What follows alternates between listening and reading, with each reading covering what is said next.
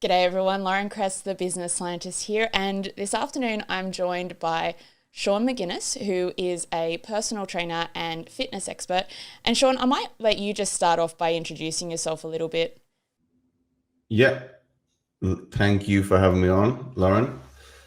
Um, yes, me and Lauren have actually done work together. We're hired out as a business coach, which is how we kind of know each other. And my little story, well, I'm currently residing in Sydney, Australia, where I work in the fat loss and health industry. And where kind of my niche is, where is my background is psychology. So it's using that approach where obviously if someone wants to lose fat, in essence, they need to change their behaviors. And then unfortunately it's not looked at, which is a bit ironic. So it's just bringing that aspect back, and we can look at what we're talking about, aspects of motivation, self-discipline, self-control. Um, we may be aware of obviously habits that we want to break, but we don't know how to break them. So you're kind of looking at the how to do it. So a lot of fat loss and health advice is the information, but where people struggle is the application. They don't know how to implement it and how to do it for them. So that's where I work currently. Well, before all this, which we'll talk about as well. So I'll coach people face to face of a few people, and I have a big online part of that as well. So I coach people online. So using the best of both worlds. Yeah, so I wanted to kind of start off by talking about that, so you are a small business owner in Australia going through what everyone's going through Yeah. right now. I'm really curious to start with. I mean, Sean and I had a chat before this, and I was kind of like, I think the theme for today needs to be around staying healthy from a mind, body, and business perspective. So, Sean, to start with, from a business perspective, what have you done over the last couple of weeks to innovate? Obviously, being a coach who works with people face to face, how have you kind of adapted to keep your business running? Yeah. So I was actually not already lucky, but because I coach people from around the world, I had that use of technology to utilize tools that I need to coach people. But my face to face was kind of like that's makes up probably 60%, 50, 60% of my income. So it's like, all right, what am I going to do with that now? Utilize Zoom. So I've actually started to train people via Zoom.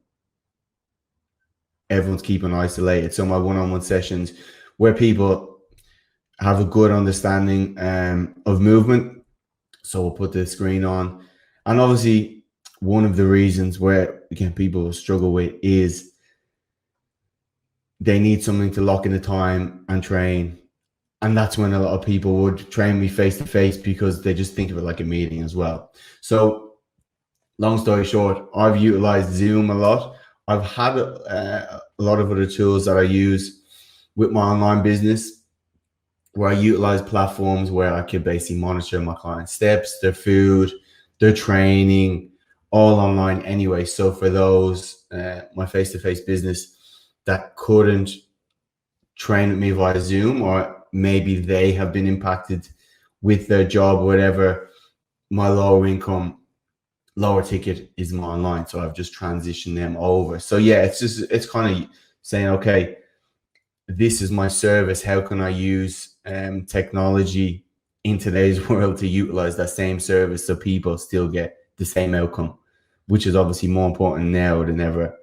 Um, so yeah, so just being a little bit more resourceful. It's interesting because I think one of the things as well is that's challenging with working with a coach online. And I thought it was interesting that you said, if I know that that person knows how to move already, like they've worked with me already, do you think that you can, like for say someone new working with you, can you kind of just pick things up straight off the bat online, or are you worried about them potentially injuring themselves or things like that? Yeah, and that's kind of where you're trying to, the last few years when I've developed kind of online I've kind of looked, okay, what are people doing very well? What is very hard to mimic from a face to face, where obviously I can see someone how they're moving. So what I do with people when they sign up with me online is they do a video assessment, so a movement assessment already, so I can see how that person's moving. I then give them appropriate exercises. If they're very new, I'm going to give them basically stupid proof stuff that's going to lower the risk of them getting injured and heighten the benefit of they're going to get from exercise. So I'm not going to give someone very complex exercises because that the risk to reward ratio is too high. So I'm going to give them stuff where they can't really get injured, but they're still going to reap a lot of benefit from that. In combined with obviously, so for example, even if we want to transition on what can people do at home, a big thing I'll look at, and obviously if someone's more business oriented, my clients like that, numbers, they love it, is just like an Apple Watch or a Fitbit, or even you can get a health app on your phone just to see how many steps is someone getting in a day. So being sedentary, that's the number one killer first. So if I can coach someone online and give them exercises where they're not going to get injured, get them to move more, and then get a hold of the nutrition, perfect. And then along the line, as I progress them, as I'm getting stronger, and with this, I'll always get them. So I'll have video exercises so they can break down the exercise to make it as simple as possible. And I'll also get people, again, another way where I utilize technology is just to make sure their video and their exercises, especially the more complex ones, squats, deadlifts, etc., and send back to me. And from there, I'll just use an application. It's called Screen-O-Matic, where I'll just do a breakdown of the lift and to show them what to work on, etc., etc. So yeah, just utilizing variables. And although it might not be 100% optimal, 80-90%, you're still going to get a good result. Yeah, and I think that's the thing as well, isn't it? It's sort of like we're not necessarily going for perfection here, but we're trying to stay Yeah. moving, we're trying to stay healthy, and in our business, we're trying to keep our business running as well. So let's kind of, like you're saying, let's transition a little bit from what you're doing from a business perspective, and actually for people listening to this, and I'm going to use myself as an example because I can get really bad with just like, I do this all the time because I work from home all the time, right? And I know a lot of people are working from home now. And there's this temptation to just work 14-hour days, or, Yeah, I yeah, mean, we're yeah, doing this on a Sunday, you can end up working yeah. weekends and things like that. So I'm just curious to know from your perspective, what's sort of important for us to be aware of right now to keep moving, to not be sedentary, if we're in quarantine, if we're in lockdown? Yeah, and that's the hard thing. Obviously, I was never good at studying at home. I'd always have to go to a library, or the same way people would have to go somewhere else where that environment is associated with a certain behavior. It's way easier if all the cues around you at home are in the environment that you're going to be a bit lazier, you're going to watch TV. Uh, that's just old habits. So they're just triggering you into the same behaviors you're always doing. So it's way, way, way harder. However, there's some things that we can do. First thing, or even if we look at before we look at exercise, if you look at nutrition, this whole situation we can actually flip it on its head, and it can actually be a major positive as well. Because one of the reasons people struggle to get in shape anyway is their food environment. We're surrounded by food and food cues, and our brain is preference towards all these high calorie foods that are basically everywhere. So we get a coffee from the cafe, and then we get a croissant, and your brain loves real high calorie food. So every time you go past the cafe, you're more likely to get a croissant. And these foods are everywhere, especially in the office. People are putting chocolates down in meetings, and it's not really a matter of willpower, because the way we have to think of where our brain's designed is it's going to preference high calorie food, okay, junk food in essence, and it's going to reward you every time you eat it. And its preference, if there's chocolates a meter away, you don't have to expend any energy to get a lot in. So that's a big win by your brain. It's the same way why if you have ice cream in the freezer, most likely you're going to eat it just because it's there. Now, in today's environment, we're actually lucky because it's kind of the first time ever that you have 100% control over your food environment. So if we look at getting in shape and staying healthy, the first thing what we want to do is try to get rid of all the high calorie food and surround ourselves with food that are going to lead to our goals in essence. If we look at training, a cue that of, and obviously this is a new phenomenon. So what I've been using lately with people is rearranging the furniture and trying to take cues away. So if you are going to train after work, you may, before that or throughout the day, just try to move the couch around, move the chair. You might try to put your yoga mat down or your weights out first just to create a new environment. That's not associated with old behaviors as well.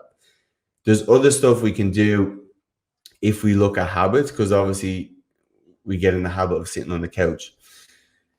And regards training at home is a new habit. So creating new habits is difficult. One little cue you can use, or two little kind of hacks you can do is when we're trying to start new behaviors, stacking a habit on top of a habit that's already existed makes it a bit easier.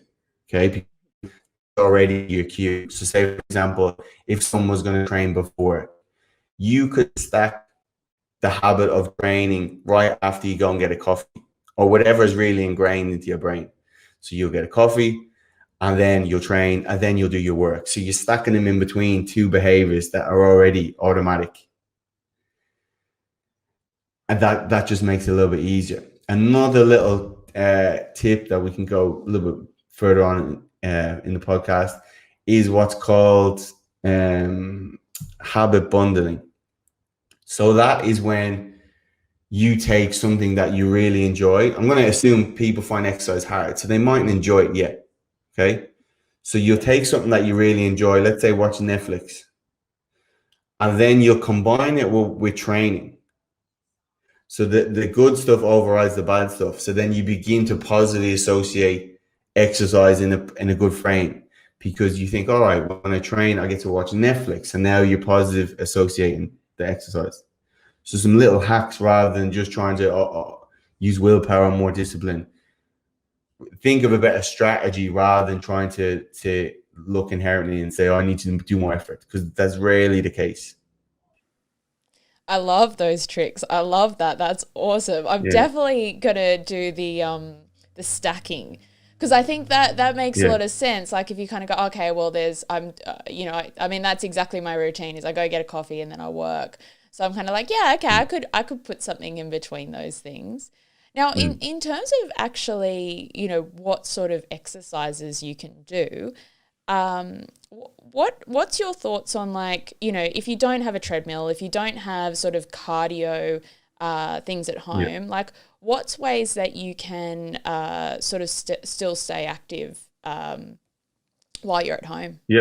Yeah. So if people are looking at social media, there's kind of a big trend towards like HIIT training, so high intensity interval training, or like jumping or plyometrics type work. You'll see people doing like jump squats, jumping up and down, jumping onto the couch, burpees. The problem with that for most people is it's way too high impact. So basically when you jump up and land, that's kind of like 6 to 9 times your body weight in force going through your joints. Now most people, firstly, they don't have strong enough muscle to be able to absorb that. And also they may have pre-existing injuries. They may have pre-existing ankle injuries or knee injuries or hip injuries. We always see this with running. I was in Centennial Park earlier, people running with knee straps on. Or like you've already have knee injuries and they're continuing to just pain away at the joints. When you run, it's like 3 times your body weight each leg. And obviously, so first kind of stay away from that kind of jumping, burpees, high intensity kind of stuff that you may see. What we want to think for most people is, how can I work my muscles in a way where my joints kind of don't get any impact on? Because we're looking at longevity as well. You want to get in shape, but you want to be able to keep your body healthy forever. You don't want to be looking at knee injuries, hip injuries, ankles injuries. So if you look at, say, basic movement pattern that someone could do, they could do a squat variation. Okay, so everyone's seen a body weight squat. Okay, and then we can progress this in terms of how advanced someone is. So we'll start with a body weight squat in the middle. If that's too hard for someone, they could go on to like a squat on the couch and you stand back up again. Or to advance that movement, they may do a lunge. So where you have one foot forward, it's kind of a one-legged squat. Okay, that's going to cover kind of your quads, mainly the front of your legs. Okay, we also want something that is going to work kind of our glutes and hamstrings. So this is kind of like, we'll say a deadlift variation. Everyone's put a deadlift. If you don't know, just Google it. You've seen it after. And this is basically what's called a hip hinge movement. So you're working more glutes, hamstrings, lower back. Okay, you could use, if you have something around, I don't know, like heavy carton of milk, or you could use that as your deadlifts. You could also use a glute raise, which is when you're lying on your back, kind of variation like that. And again, depending on where you're at, you can either progress it or regress it. If we look at our upper body, easy to demonstrate on camera, we have basically something to give us a push, which is easy for body weight, because if someone's at home, they could do a push-up. All right, push-up in the middle. If that's too hard, it could be a push-up on your knees. To make it easier, to make it harder, you could put your feet on the couch to make it harder. Okay, then we need something that we're going to pull. So pull, again, going to work the opposite muscles. So the push-ups is the chest, something rowing is going to work our lats, our back muscles. For that, again, you may get something that's a little bit heavy, hinge forward and just pull up, control on the way down. In essence, that's going to hit your whole body. And then at the end, you can add in some kind of core exercise. You could add in, let's say, one people know best is a plank. Plank being in the middle to make it easier, plank on your knees, and to make it a bit harder, full plank, so your arms are straight. So what you're trying to do is you're trying to just create a structured 4 or 5 exercises that are going to hit your whole body, and you're still going to be imbalanced. Because if you do push-ups too much, you're going to create imbalances to your shoulders because you're not working the backs. You always need to think back and front. We need to even it up. Same with squats. If you do too many squats, the front of your legs get big. All right, well, you still need to do stuff to strengthen up the back. Does that make sense? Yeah, it makes heaps of sense. And I was thinking actually, like, for people listening to this who are kind of like, okay, I need like a visual reference, because we'll turn this into a podcast as well. I know you share some stuff on Instagram and some demonstrations. Is that the best way for people to kind of see what you're talking about? Yeah, I actually have a free home workout download up. So just go onto my Instagram. It's just in my bio. I hate saying that, but yeah, it's there. You can just click on it and download it. And that will have videos with it as well, so you can actually see it. Awesome. And yeah, you'll see there's loads of ways just around your house to be able to do it. So I would rather, if we look at general health, fat loss, and longevity, what we're looking for is resistance training to keep our muscles strong. Okay. In regards, it will also work your heart as well. Because again, especially if you haven't trained a lot, or even if you can make it as harder as you need to be. But what I'll also do, because sitting down, you can't just do 45-minute session and then sit down for the rest of the day. Okay, because that's still classed as sedentary. Okay, so you have your training session, might be 30 to 40 minutes, wherever you're at. That's your resistance training. But we also need to look at how can we be as active as we can throughout the day as well. And because I've seen people work in a commercial gym in the Sydney CBD, and I see people hammering it out every day and still look the same after 3, 4, 5 years, because you're not burning as much calories as people think in a 30, 45-minute session. Where we want to look at is just getting kind of more steps and more active throughout the day. That's where I'll use like a Fitbit, or your iPhone has it. You can track your steps. It's kind of popular now because they've seen 10,000 steps, which again, most people have heard.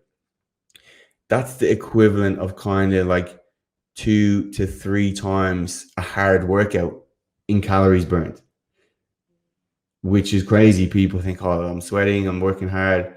Well, in the whole total of the day, again, if you're only training for an hour, it's not that much in the big picture. So we need to look at what other ways can we be as active as you can throughout the day. You can use a step counter. Again, not that you have to aim for a crazy number. Just see where you're at the moment. See how many steps you normally do. And then you might try just to increase that. I think the studies I did is anything over 8,000 is good. Okay, anything over 8,000 steps is good.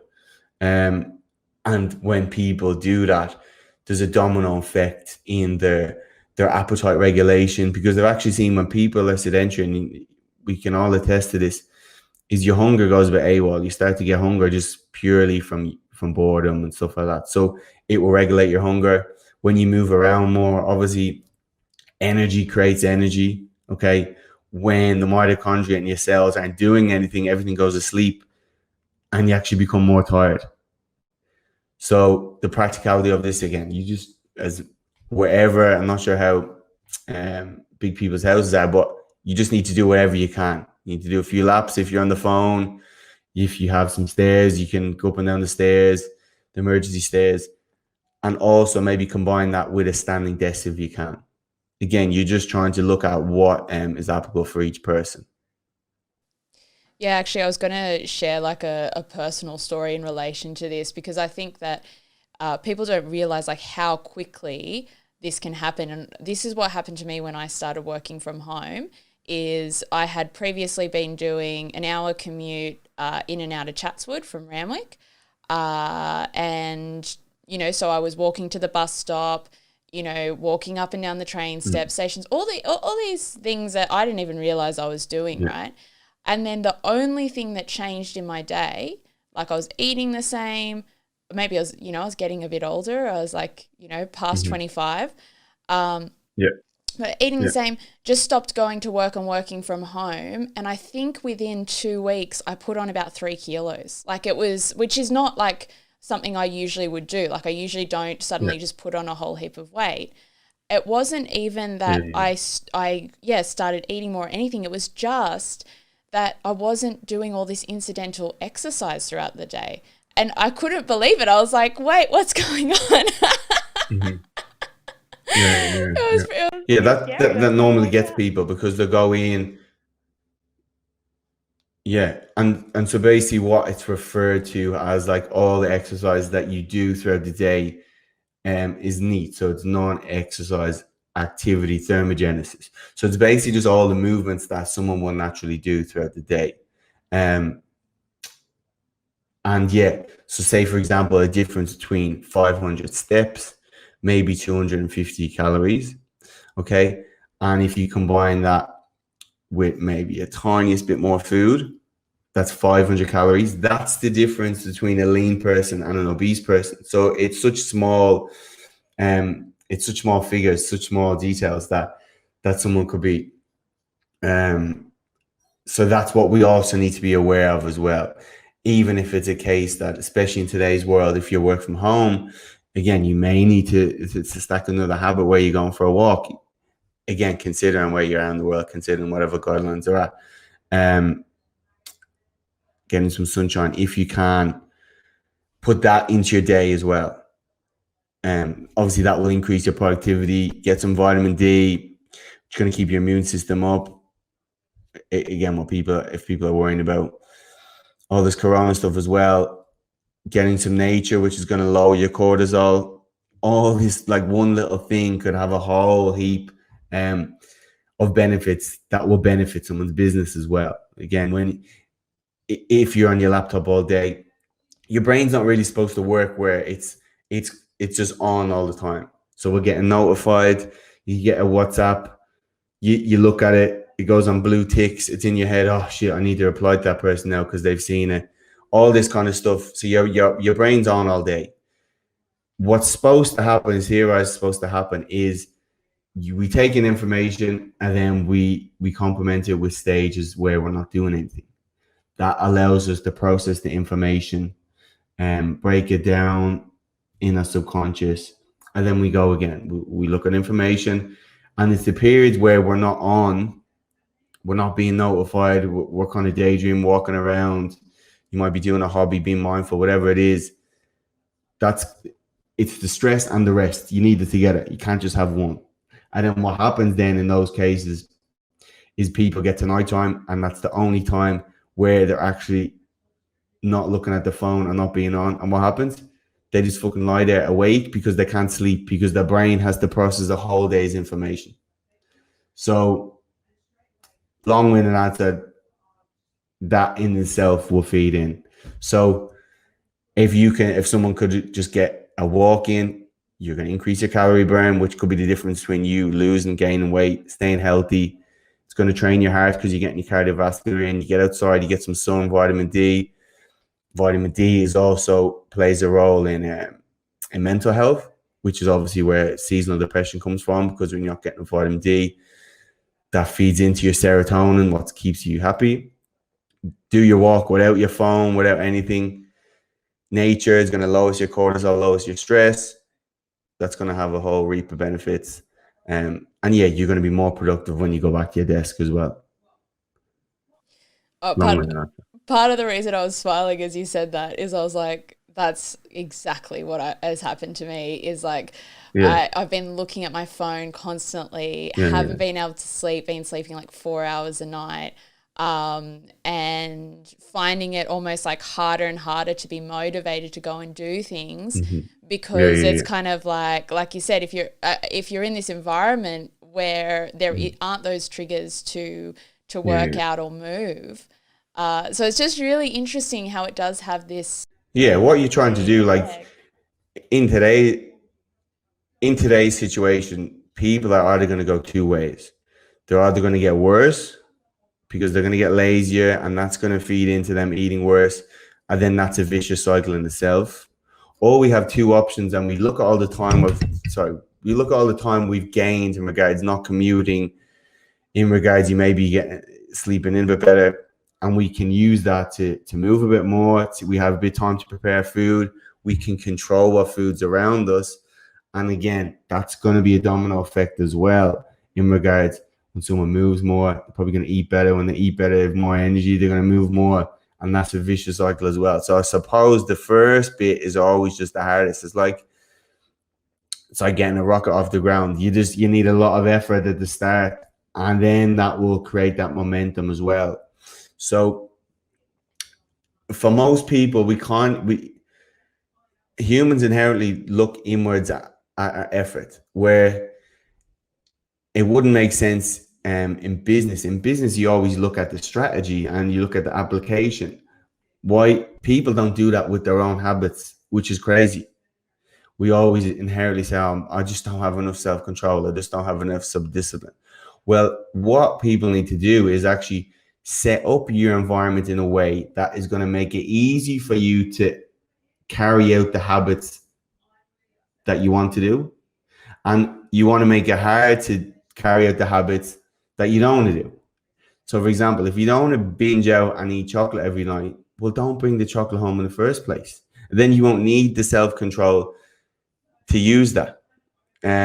So kind of health and fat loss, it's more associated with a lot of self-control, a lot of self-discipline, even motivation as well, where you should approach it with the same way businesses do, where if something didn't work, okay, what do you need to do to review it, change the strategy, change the application, and use that approach.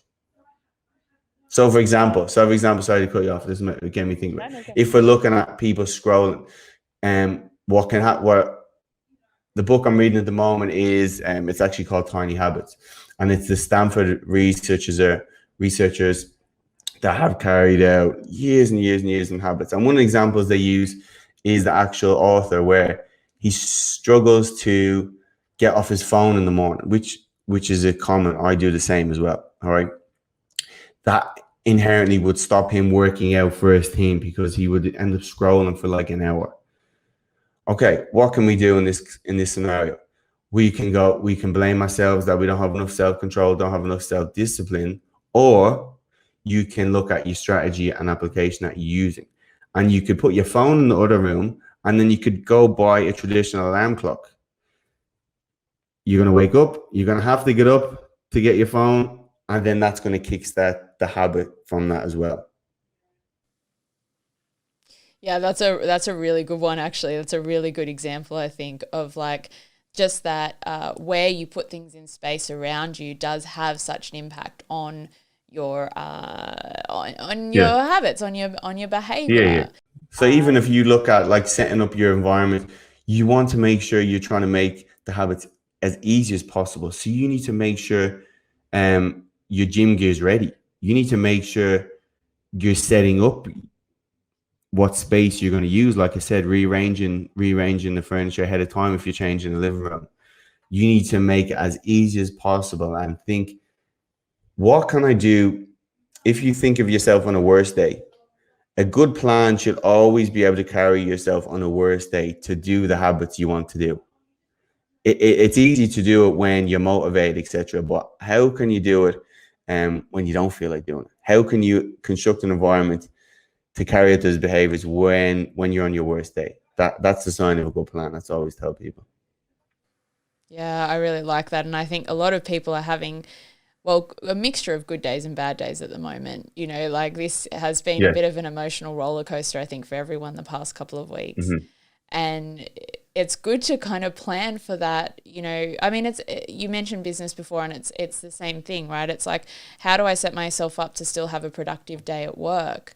And I was going to sort of intertwine those two things together, because one thing I mentioned in an article recently is I was saying that, you know, the Pomodoro Method is really, really good for working, you know, where you work for an interval of time, might be 45, 50 minutes, and then you take a 10, 15-minute break, or maybe it's longer, you know, maybe you do 90 minutes and 30-minute break kind of thing. You mentioned before about like how taking those breaks helps our brain to process things and connect things in different ways. And maybe that's also sort of with the stacking, that's an opportunity to go, well, in those breaks, maybe I like start dancing to my favorite track, or maybe I start kind of doing some of those workout moves that you were saying before as well. So you can what you want to do, like when you exercise or when you go for a walk or when you dance, whatever it is, when your brain concentrates on one behavior, your subconscious then can go to work and put together all the other information. So they actually use like a type of dance with people trying to recover from PTSD. Capoeira is like a dance fighting, and they use that to regulate people's nervous system back down. Because if you're just concentrating on not falling over and putting your right foot into your left, you're not stressing about what you have to do in the future. You're not stressing about what Mrs. Jones said to you in the cafe. You're just being in the moment, okay? And the kind of being in the moment thing is in itself, you can say, like mindfulness. I think if someone's in business world, they're not going to be, most people that I train, you're that type A personality. So you're not going to be going to yoga classes. You're not going to be meditating yourself. You're not going to be doing all that extreme stuff on one side. But what you might do is, again, you might go for a walk. You might do, that's where hobbies are great. Because when someone has a hobby, you're just concentrating on that. Your brain's getting a rest. It's going to lower your cortisol, lower your stress. You're going to give your brain a break. Your subconscious can go to work. And then when you come back, you're going to be way more productive. So again, and you could use a hobby as a way of increasing your steps and increasing the activity throughout the day as well, whatever it is. And that's even what we talked about at the start, where I'm training and clients via Zoom. Yoga, some yoga classes are doing the same, and some dance classes are actually streaming live via Zoom, which is brilliant resourcefulness. They have the exact same timetable. They're still getting paid the same, and everyone's happy because people need stuff to do at home as well. So yeah, that feeds in together. Sean, we're going to have to finish up soon, but is there anything else you want to kind of say to people out there who are feeling unmotivated, who are feeling Hmm. from a health sense and a personal care sense and maybe from a business Hmm. sense as well? Yeah. What would you say to them? Yeah, look, it's normal because if you're watching the news, you listen to all this stuff, it naturally just upregulates your brain, which has been formed 2 million years ago, whatever, or more than that. It upregulates that fight or flight center. So you're naturally going to be more fearful. However, the problem is when you're like this all day, that's going to be way more counterproductive to your health because you're actually going to you're going to worry yourself sick because when your fight flights on, all your blood etc goes away from your immune system, from your digestion into your muscles, ready to fight a tiger or whatever it is. But if you're like this all the way along, your immune system is going to be suppressed. So what we do need to do is just to focus on what we can control what you can control. If you're really worried about your immune system, and which again is going to be feeding into your business, look at what you can do to upregulate your immune system. All the stuff we've talked about. Eat as many fruits, vegetables, get your protein in, prioritize your sleep because that's when your immune system is going to be firing. There's a direct correlation when people don't sleep and people that get sick. And all the other clients that I train who are just stressed all day, they don't do any of the stuff I've talked about, they don't sleep, they're getting sick every week or two. Okay. We need our immune system firing. And again, all this stuff is going to kill two birds with one stone because it's going to make you more productive. It's going to regulate your mental health. Um, and don't watch the news. Don't watch the news. Watch it maybe 2 5 minutes a day. Get the main bit, but turn the news off. That's just like Yeah, so counterproductive. I completely agree with you. Like, one of the reasons I kind of started this series focusing on the coronavirus, and I saw on your Mm-hmm. podcast show as well, Sean. So Sean has a podcast Mm. show as well called the Sean McGinnis Show, right? Yeah. That's the name of it. Yes. Simple but effective. Oh, it's so good. I love it. You know. I listened to it and I like reviewed it straight away. And I was like, it's awesome. I'm trying to get into Definitely. it. But yeah, Oh, I podcasts are a great definitely. way of killing time these days. Don't watch the news, train. I always train and go for a walk or whatever. And I'll listen to a podcast again because I enjoy that. So that's way better uh, Oh, if you have it, extra it, time. it, I think the thing is, so what I was going to say is like the reason we started this season was just like, Yeah, I was like, there's so much. The problem with the news, and sorry, I'm just going to go off on a tangent to end this. yeah, go for it. The big problem with the news, it doesn't give us context. So it Mm-hmm. just says like, this is what's happening now, and it's just information dump. And it doesn't tell us like, well, this is the action you can take from this. This is Mm-hmm. what you can Yeah. do. Here's insight Yeah. into how you can make sense of this. So Yeah. what it Yeah. So actually true. does is it just builds more and more anxiety instead Mm-hmm. of, I mean, in marketing, what we're always trying to do, I say marketing and education is very closely related, is we're saying, Mm-hmm. here's a problem and here's the action you can take to solve the Mm-hmm. problem. Yeah. But when you only have the problem and no Yeah. Yeah. solution, it's That's just, pointless. it Yeah. just sends people into panic, right? Yeah. Yeah. Yeah. Yeah. It's Doesn't crazy. help anyone. So yeah, I agree. Yeah, listen to our podcast instead. Yeah. Yeah. 100%. I'll put a link to your workout at home Yeah. Yeah. resource. That's awesome. Thank you so Easy. much for that. And Yeah. I'll put a link to your podcast show as well, Sean. Thank you Excellent. so much for joining me Yeah. this My pleasure. afternoon. Appreciate it. First of many. Thanks, Sean. Thanks so much. See you.